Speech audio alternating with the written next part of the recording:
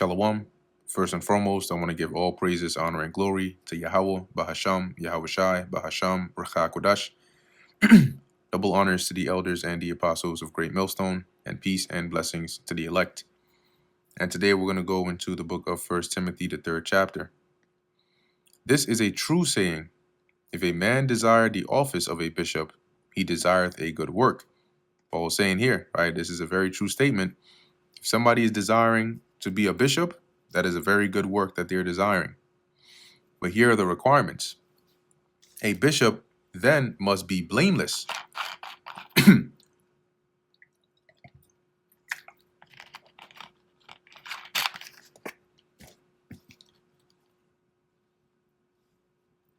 Slakia, just had to get some water real quick. Blameless. So not having any, like nobody can bring up anything to, reproach you, right? You live a blameless life, a nice, good life. You have a good rapport with people, right? He did. Where we at? The husband of one wife, and the reason it says that is not just, some people might try to use that and say, see, look, you can only have a. No, the reason Paul said that husband of one wife is because to be in the office of a bishop, to oversee a church, you can't be going around and say, oh, I'm going to have 10, 15, 20 wives, because when are you going to have time for the church? Right? When are you going to be able to focus on the church? One woman is enough to drive you crazy and always want attention from you, let alone 2, 3, 4, 5, because you got to also give time to looking over the church, to seeing the affairs, overseeing the affairs of the believers. That's why he said that. Vigilant, okay, constantly, alert, watching, perceptive, sober-minded, having self-control, of good behavior, having a good report, given to hospitality. Okay, you have to be somebody that has that brotherly love. You may be able to host somebody, somebody need a place to stay, whatever the case is. You're hospitable. You're not greedy, you're not arrogant, apt to teach, able to teach. If people have questions, you got to know your stuff. You got to be able to answer it. So it's a lot of different responsibilities, or a lot of responsibility. Not given to wine, no striker. So you must not be a heavy drinker. You got to be moderate, because what that also says is how much self-control do you have, right? Being moderate. You're not violent. That's a striker. Getting into fights and you always want to throw hands. No. Because one, well, it's not beneficial for the role you're in, but two, really the higher you go, the more long-suffering you have to be. Because what does the scripture say? To whom much is given, to whom much will be required, right? Men require the more. So it's one thing if some random guy on the street, cursing out somebody else, right, throwing a middle finger and insulting them, all berating them all the way. Now imagine the president of a country doing that. Same actions, but you are on a higher level. They're gonna look at you like, no, whoa, that's crazy. I can't. They're gonna make a much bigger deal out of it. Why? It's the same action, but you are in a position that is unbecoming to be seen in that likeness. So here, not being a striker, not being greedy for filthy lucre. Okay, not because those that are greedy for filthy lucre can easily be bribed. But you have to also set a good example.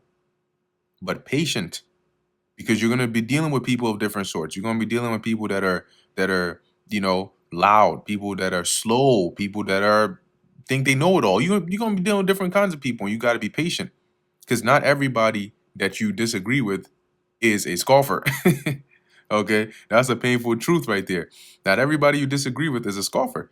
Sometimes people just, are it just takes longer, and you gotta be willing to work through that with somebody, because they may be sincere, they just don't get it yet, or they just can't see it, and you gotta be patient with them.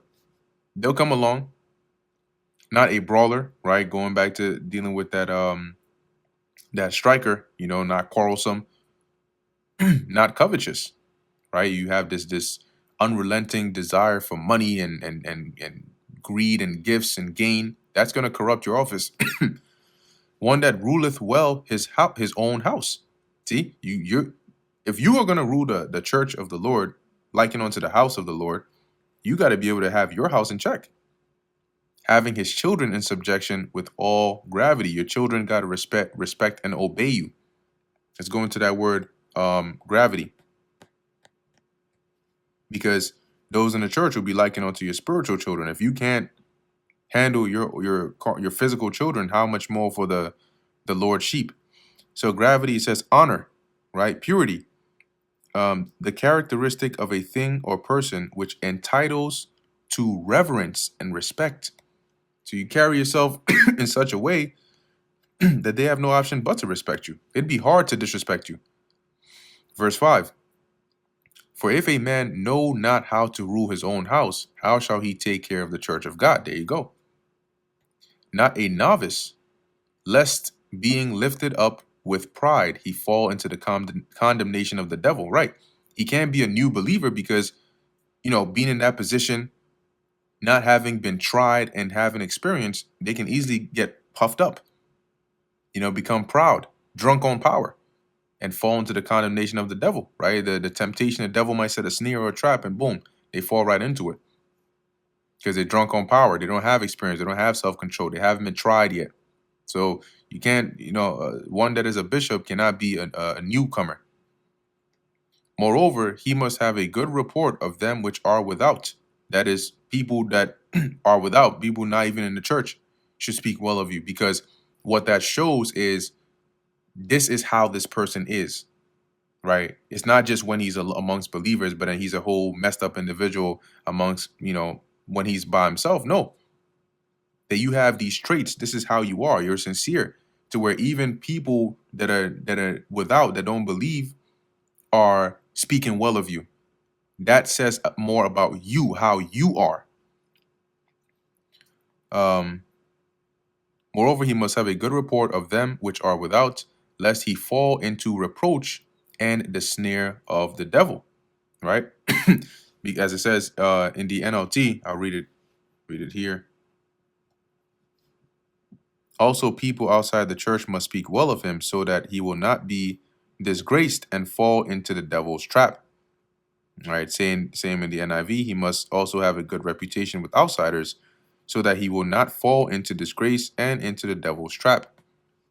All right, lest you be found in this position, and then somebody on the outside meets you like, what? You put him in that position? You know what this guy does? You know what kind of person this guy is? Let me tell you something about this guy. That shouldn't be the case. They shouldn't be able to have anything to say or reproach you with. Likewise, must the deacons be grave, not double-tongued. Okay, and let's look into that word. And so you have the requirements of the bishop, and likewise the deacons. Right. Let's first look up the word deacon. The bishop. It says here, one who executes the commands of another, especially of a master, a servant. So a deacon, one a little lower than the bishop, right? A deacon, one who by virtue of the office assigned to him by the church, cares for the poor and has charge of and distributes the money collected for their use. So likewise, because you're also going to be in a position of responsibility, they must be grave. Let's go into that word, grave. Venerable, okay, honorable, one of integrity, good reputation, not double-tongued, okay, so they're not deceitful. They're not going to say one thing to one person and another thing to another person. They have integrity. Not given to much wine, right? They're not heavy drinkers to where now it's affecting them and the church. Not greedy for filthy lucre. See, they're not dishonest with money. They're not money hungry. Holding the mystery of the faith in a pure conscience. So they must be committed, right, to this faith, to the mystery of the faith. Not with a distracted mind or a polluted conscience, but with sincerity of heart. And let these also first be proven. Don't just go accept anybody. You got to try them, prove them. Then let them use the office of a deacon, being found blameless. Even so must their wives be grave, also honorable, not slanderers, right? Not going around tattletaling, okay? speaking about people gossiping, but what? Sober, faithful in all things, trustworthy. Because once again, that also says something about you.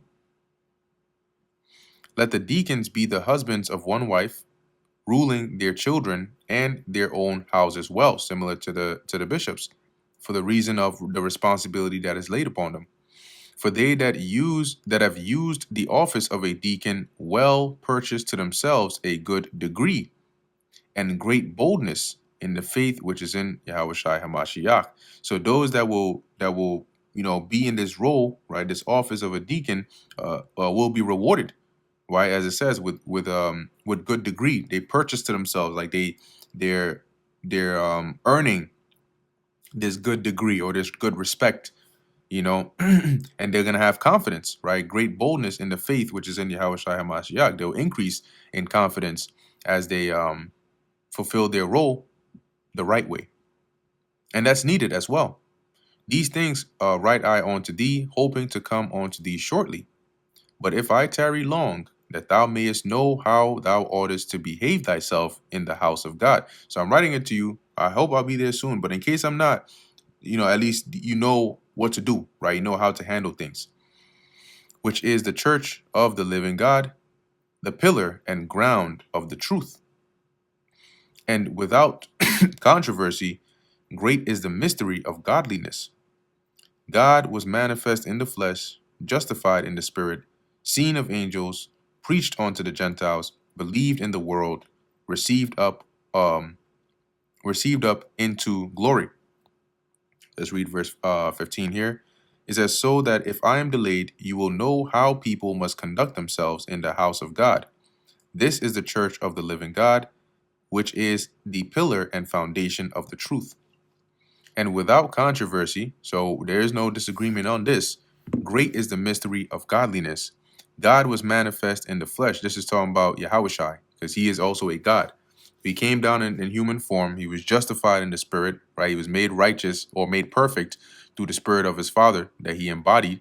Seen of angels, right, and of men, spectacle of angels and of men, preached unto the Gentiles, as is case in point, the Apostle Paul, in his missionary journeys, believed on in the world, right, by the believers in the various parts of the world, received up into glory, right, because eventually he went back up to his Father to receive that glory that he had with him from the beginning.